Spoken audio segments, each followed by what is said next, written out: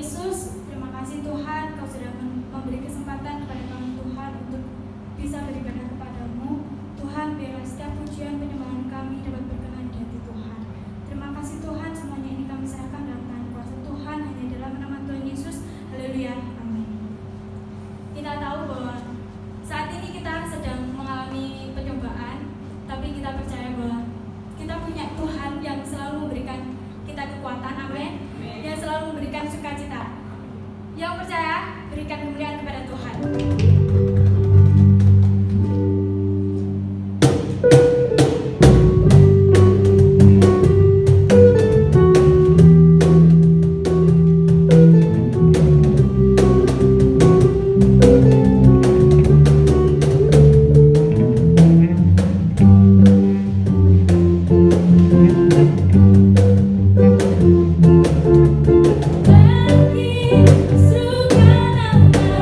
Yesus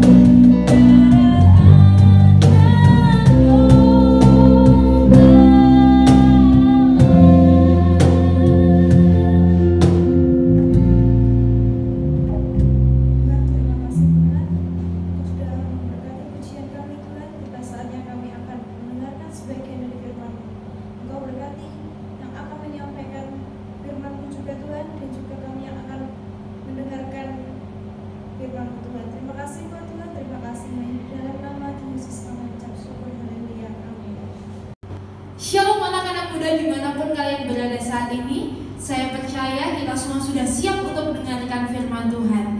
Mari kita siapkan hati, siapkan telinga, siapkan Alkitab untuk kita bisa membaca Alkitab dengan baik dan kita mendengarkan firman Tuhan ini dengan baik. Teman-teman semuanya, masa muda itu biasanya identik dengan pertemanan yang begitu luas, lingkungan sosial yang begitu luas. Kalian akan ketemu orang-orang baru, ketemu dengan teman-teman yang baru. Kalian akan membuat circle pertemanan kalian sendiri yang cocok dengan diri kalian. Di dalam circle pertemanan biasanya tuh ada ada jokes-jokes yang atau candaan-candaan yang jadi ciri khas dari pertemanan kalian, dari circle pertemanan kalian tersebut. Nah, begitu juga saya, ketika saya ada bersama dengan teman-teman saya, itu juga kami punya candaan-candaan gitu yang biasa kami lontarkan kayak gitu. Nah, salah satunya adalah biasanya ini keluar kalau ada temen yang misalnya punya handphone baru, dimana terus handphonenya itu dikasih password. Kan kita kalau mau pinjem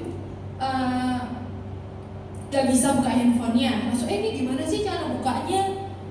Terus sama dia dibuka nih handphonenya. Nih udah kebuka. Lah kok bisa sih, kok bisa? Dan dia dengan bangga mengatakan gitu, hanya orang-orang beriman yang bisa membukanya.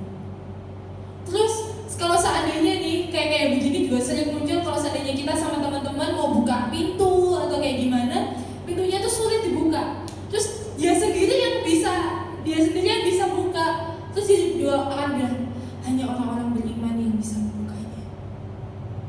Hei teman-teman, kamu pikir iman itu timbul dari kalian kayak gitu?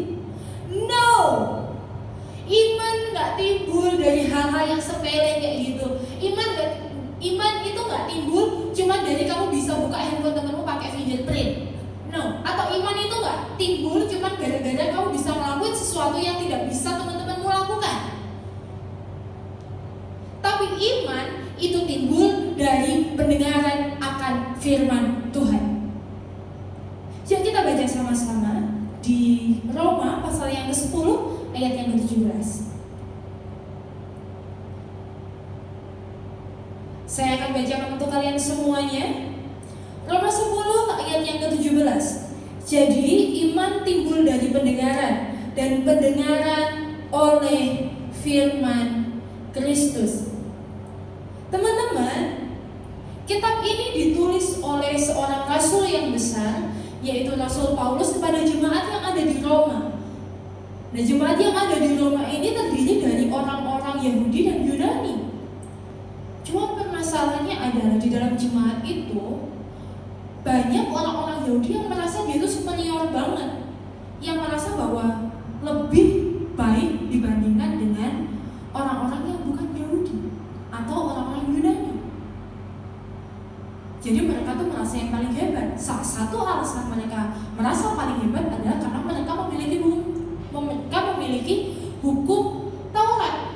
Dan hukum Taurat ini mereka lakukan dengan sempurna. Dan dengan begitu mereka merasa mereka menjadi orang yang lebih benar dibandingkan yang lain. Mereka begitu percaya bahwa hukum Taurat itu sanggup menyelamatkan mereka. Padahal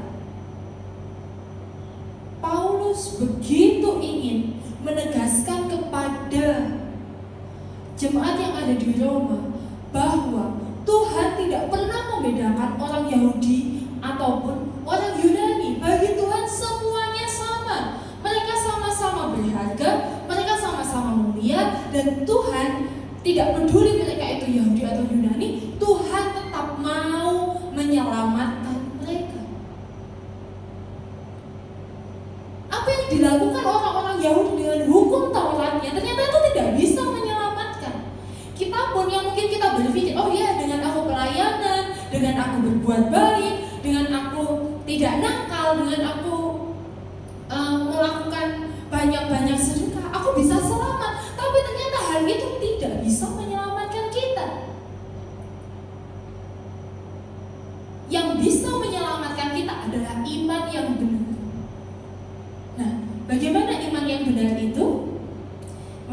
pelajari bersama-sama. Iman yang benar, yang pertama adalah iman yang tidak pernah meragukan Tuhan. Di Roma pasal yang ke-10 ayat 4 sampai yang ke-8, sebab Kristus adalah kegenapan hukum Taurat sehingga kebenaran diperoleh tiap-tiap orang yang percaya. Sebab Musa menulis tentang kebenaran karena hukum Taurat, orang yang melakukannya akan hidup karenanya. Tetapi kebenaran karena iman berkata demikian, jangan katakan di dalam hatimu siapakah yang akan naik ke surga, yaitu untuk membawa Yesus turun, atau siapakah yang akan turun ke jurang maut, yaitu untuk membawa Kristus naik dari antara orang mati. Tetapi apakah katanya? Ini firman itu dekat kepadamu, yakni di dalam mulutmu dan di dalam hatimu.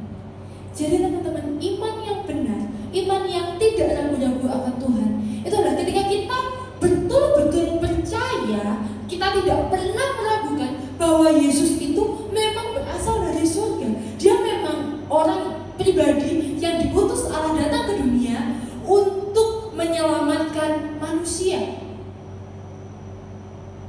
Dia yang memang turun, bukan ada orang yang ada di dunia naik ke atas jemput Tuhan Yesus lalu Tuhan Yesusnya dibawa turun. Enggak, tapi memang Tuhan yang dari sana, yang dari atas sana turun ke dunia untuk menyelamatkan setiap kita. Dan bukan hanya itu, dimana kita mau begitu yakin dan percaya, tidak ragu-ragu bahwa memang Yesus berasal dari Allah. Tetapi kita juga harus percaya bahwa Yesus yang berasal dari Allah itu, Yesus yang adalah Allah itu sendiri, Dia yang mati, kemudian bangkit pada hari ketiga, dan pada hari yang ke-40 Dia terangkat naik ke surga. Tidak ada dari kita manusia yang ada di dunia ini yang harus turun ke dalam jurang maut untuk membawa Yesus yang mati ini bangkit. Tidak. Tetapi yang membangkitkan adalah kuasa Allah. Jadi teman-teman, inilah yang harus kita percaya, bahwa memang Yesus itu adalah benar-benar Tuhan dan benar-benar Allah. Poin yang kedua, iman yang benar adalah iman yang terbukti. Jadi setelah kita betul-betul yakin, ketika kita betul-betul percaya, kita sudah tidak meragukan lagi bahwa Tuhan Yesus adalah Tuhan yang benar, bahwa Tuhan Yesus adalah Allah. Kita perlu membuktikan hal itu. Nah, caranya membuktikan adalah dengan kita mengaku dengan mulut bahwa Yesus adalah Tuhan dan percaya di dalam hati kita bahwa Allah telah membangkitkan Dia dari antara orang mati. Maka kita yang sudah mengaku dengan mulut dan yang sudah menerima Dia, maka kita akan diselamatkan. Jadi teman-teman, kita betul-betul mengakui dengan mulut kita, kita betul-betul menerima Tuhan Yesus sebagai Tuhan dan Juru Selamat kita secara pribadi. Kita mengundang Dia masuk ke dalam hati kita, menyatakan bahwa Dia adalah Tuhan kita yang sanggup mengampuni setiap dosa kita dan sanggup memberikan keselamatan dan hidup kekal kepada setiap kita. Saya tidak pernah berhenti, saya tidak pernah bosan untuk mengingatkan kita semua bahwa ketika kita percaya, sebenarnya kita sedang membuka ruang yang lebar, ruang yang luas untuk Tuhan Yesus berkarya atas setiap kita. Ketika kita mau percaya, ketika kita mau mempercayakan diri kepada Tuhan, kita pun juga akan merasakan karya Tuhan Yesus atas hidup kita. Apa karyanya setelah kita percaya? Yang pertama, karya yang pasti adalah kita diselamatkan. Kita tidak akan menerima hukuman kekal, yaitu maut, tetapi kita diselamatkan. Kita memperoleh hidup yang kekal bersama dengan Dia di surga. Itu adalah jaminan atas setiap kehidupan kita.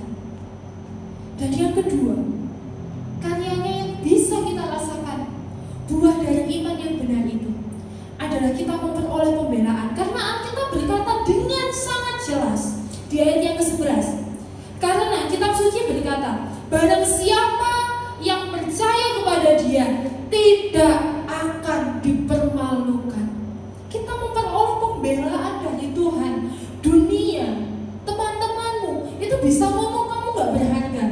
Mereka bisa ngomong bahwa kamu itu bukan berarti apa-apa. Mereka bisa merendahkan kamu. Mereka bisa mempermalukan kamu.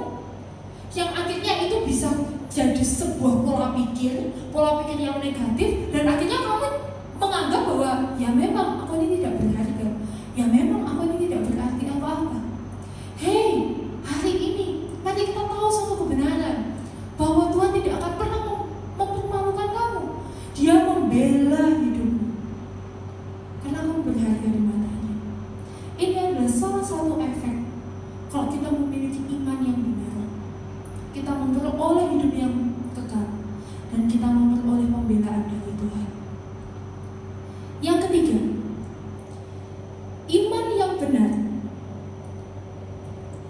adalah iman yang bertumbuh.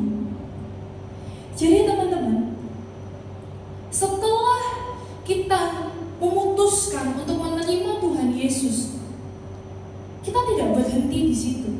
Kehidupan kekristenan kita tidak berhenti di situ sampai kita terima Tuhan Yesus saja.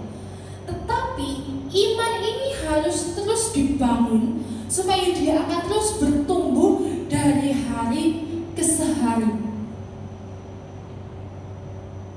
Kita harus terus menumbuhkan iman kita supaya kita akan semakin percaya, kita akan semakin bisa berserah kepada Tuhan.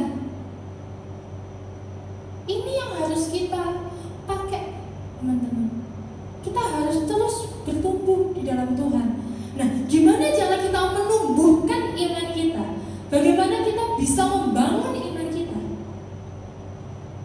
Caranya adalah mendengarkan firman Tuhan. Karena jelas Alkitab ngomong bahwa jadi iman timbul dari pendengaran, dan pendengaran oleh firman Kristus. Iman gak timbul dari mana-mana. Iman timbul dari mendengar akan firman Tuhan. Teman-teman, untuk kita menjadi anak-anak Allah, itu cukup dengan kita terima Tuhan Yesus. Setelah kita terima Tuhan Yesus, status kita berubah. Orang yang berdosa menjadi anak-anak Allah. Berubah status menjadi anak-anak Allah. Tapi untuk hidup sebagai anak-anak Allah, untuk hidup sebagai anak-anak Allah, kita harus terus senantiasa membangun iman kita, melatih diri kita hidup sesuai dengan kebenaran firman Tuhan. Teman-teman, ngomong soal mendengar, ada banyak hal yang bisa kita dengar. Salah satu yang sering kita dengar adalah musik. Ada dari kalian yang tidak mendengarkan musik? Pasti jarang. Banyak dari kita sering mendengarkan musik di mobil, di mall, di kamar mungkin. Sebenarnya di handphone kalian masing-masing pasti ada aplikasi-aplikasi pemutar musik, ya kan? Kita pasti dengarkan musik. 2 bulan belakangan ini kita dengar bersama, kita tahu bersama bahwa ada 2 orang maestro musisi di Indonesia yang meninggal secara mendadak, dan tentu mengagetkan kita semua. Mereka musisi-musisi yang besar. Ada yang tahu? Iya, ada Glenn Fredly dan Didi Kempot. Banyak orang ngomong kalau lagu-lagu mereka itu adalah soundtrack kehidupan kita, soundtrack kehidupannya. Saya pun sebagai generasi 90-an, rasa-rasanya lagu-lagunya Glenn Fredly itu adalah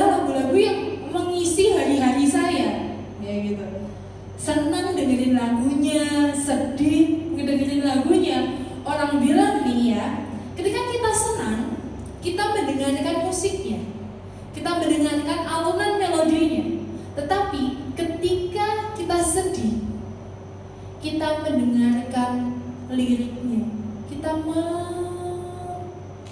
mendalami liriknya, kita merasakan betul-betul liriknya.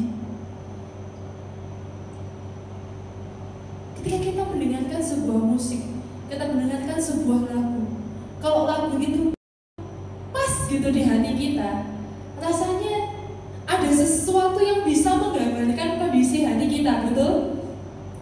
Kayaknya, ya ampun, lagu ini tuh pas banget sama aku gitu. Pas banget, ya ampun, oh iya, sampai nangis-nangis kayak gitu. Karena cocok di hati. Nah, ada satu kejadian itu ketika waktu saya kuliah, salah satu hiburannya adalah kita pergi ke karaoke. Tapi ya karaoke-nya tuh ya pas siang kayak gitu ya. Kenapa pas siang? Karena itu happy hours. Ada potongan-potongan harganya kayak gitu. Nah, beberapa teman itu ketika kita lagi karaoke tuh bisa sampai nangis. Karena apa? Karena begitu mendalami liriknya kayak gitu. Mereka merasa, ya ampun, ini lagunya aku banget kayak gitu. Nah, teman-teman, kalau lagu aja itu bisa begitu menggambarkan kondisi hati kita, bagaimana dengan firman Tuhan? Oke lah, kalau kayak gitu kan, aku ini kok nggak ngedengerin lagu-lagu sekuler kok, aku nggak dengerin lagu-lagu rohani. Oke, lagu-lagu rohani, iya lagu-lagu rohani. Apa sih? Pas lagi sedih, pas lagi banyak perkara kayak gitu, mulai dari nyanyi satu-satunya yang ku andalkan. Tapi kalau lagi senang bisa nyanyi ku terima sukacita surga. Kan itu soundtrack juga. Oke, bisa masuk sih, masuk bisa. Tapi teman-teman, lebih daripada lagu-lagu itu, ada sesuatu yang lebih besar yang bisa mengobati kekosongan hati kita, yang bisa lebih menghibur kita, yaitu firman Tuhan. Mari kita memperlakukan firman Tuhan itu juga seperti soundtrack ini loh, soundtrack lagu-lagu kehidupan. Mari kita memperlakukan firman Tuhan juga seperti itu. Firman Tuhan sebagai bentuk kita mengandalkan Tuhan, sebagai bentuk kita percaya sama Tuhan. Dari firman Tuhan yang menghiasi kehidupan kita, yang menopang kehidupan kita, itu yang akan membawa iman kita terus bertumbuh. Teman-teman, mari jadikan firman Tuhan itu jadi soundtrack atas kehidupan kita, sehingga iman kita dapat terus bertumbuh dari hari ke hari. Ada satu tantangan untuk kalian. Mari, selama masa pandemi ini, selama masa di rumah aja, kita punya banyak waktu. Gunakan waktu-waktu itu untuk membaca firman Tuhan. Teman-teman, jika nanti pandemi itu selesai, kebiasaan kita membaca firman Tuhan, kecintaan kita untuk membaca firman Tuhan tidak pernah selesai. Pandemi boleh berlalu, tetapi kecintaan kita akan firman Tuhan jangan pernah berlalu. Terus bangun kehidupanmu, terus tumbuhkan imanmu dengan membaca firman Tuhan. Perdengarkan firman Tuhan di dalam telingamu, perdengarkan firman Tuhan di hatimu, dan biarlah itu terus menumbuhkan imanmu, membuat imanmu terus semakin bertumbuh dewasa serupa dengan Kristus. Tuhan Yesus memberkati. Kami mengucap syukur Tuhan Yesus untuk setiap kebenaran firman Tuhan yang sudah kami terima pada hari ini, dan biarlah Tuhan setiap firman Tuhan yang sudah kami terima boleh menjadi pegangan setiap kehidupan kami, boleh membawa kami untuk terus senantiasa bertumbuh ke arah-Mu Tuhan Yesus, semakin serupa dengan Engkau Tuhan. Terima kasih Bapa, terima kasih Tuhan Yesus. Kalaupun sekarang Tuhan kami mau memberikan persembahan, Biarlah Tuhan setiap persembahan kami ini boleh kembali untuk kemuliaan nama-Mu saja Tuhan Yesus. Terima kasih Tuhan Yesus. Hanya di dalam nama Tuhan Yesus kami sudah berdoa. Haleluya. Amin. Ya teman-teman semuanya, untuk setiap persembahan yang kalian persembahkan kepada Tuhan, bisa kalian kumpulkan dulu di rumah. Jika nanti tiba saatnya ketika kita bisa kembali bersama-sama beribadah di gereja, kita akan bawa persembahan itu kepada Tuhan. Dan tetap terus ingat, kita sebagai remaja harus tetap stay at home, stay healthy, and keep praying.